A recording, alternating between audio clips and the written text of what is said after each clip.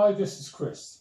This is your 6th self-help massage video, and today I wanted to talk about a few things that will make it easier for you to deliver the massage for yourself, but without causing you any distress or pain.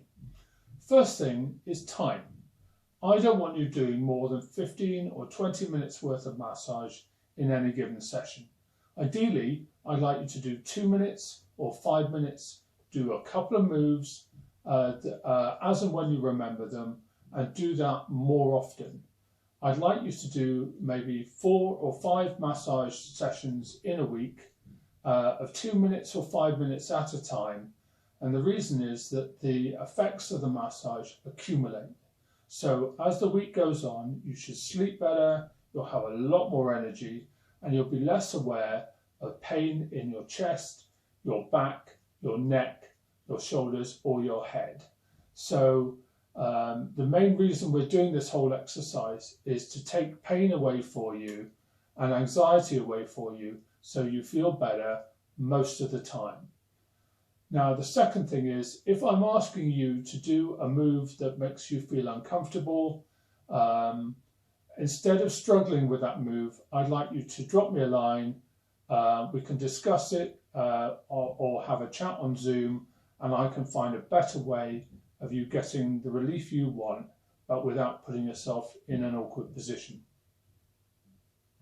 Next, we want to discuss different ways of using your hands safely. The first thing I have for you is thumbs. Now, when we did our first move back a few months ago, I showed you the Palace of Anxiety, which is a rub using the pad of your thumb in the middle of your palm. And we use this because it drops your pulse rate, your blood pressure, gets out of your head quickly and gets you back in your body. So it's a great way of dealing with stress. But when we did that move, we did it with the pad of your thumb, not the tip. As a massage therapist, this joint is the one that's most likely to break or be damaged by doing massage.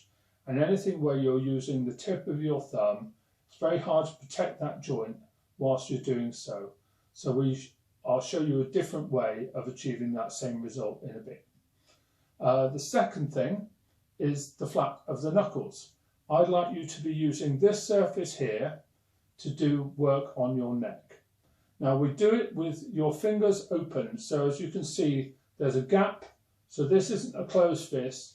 This is just using this surface, which feels soft and warm when you're doing so, but has the advantage of bone behind it.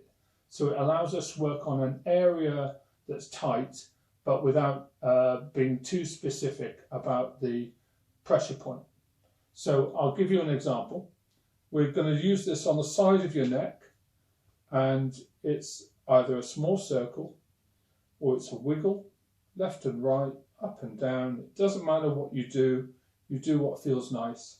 This allows us to deliver this with a straight wrist, so I'm not putting any pressure on that joint, and it feels nice.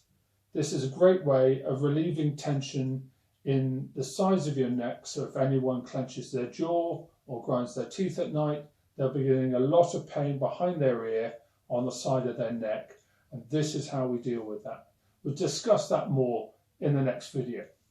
The next thing is the middle of your hand.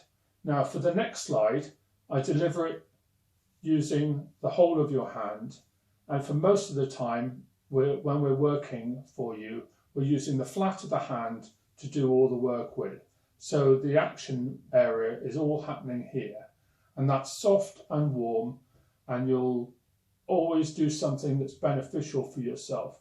It'll throw blood to the area, and it'll warm up whatever surfaces you rub using that surface.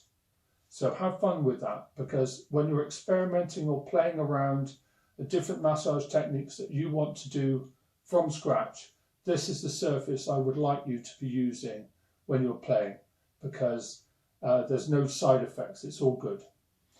The next move I have for you is how I apply power. Now, I use my middle finger to apply power, and I brace it with the index finger on top. Now, the reason I do that is that allows me to protect that joint whilst I'm doing the work, and 2 fingers work better than 1. So in terms of an example, when you're doing this kind of work, if you've got something that's really bothering you, you've got a point where you've woken up in a funny position and there's an acute pain in your neck or your shoulders, this is how you apply that work. So you've got something that hits the spot. And one of the reasons I'm suggesting to you that you do massage more often is that time spent on something that's tight is better done infrequently frequently, but not for as long. So when you're working, I'd like you to do 30 seconds on something that's jippy, then leave it. Drink a glass of water, go and get on with your day. And when you remember next, come back and do another 30 seconds. You'll find that that point has softened up. It's not as acute with the pain levels. And bit by bit, you can break down something that's really bothering you so it just disappears and melts away. So those are easy ways of using your hands and making sure that you get the best out of your massages without any consequences to yourself. So have fun, and I'll see you at the next time.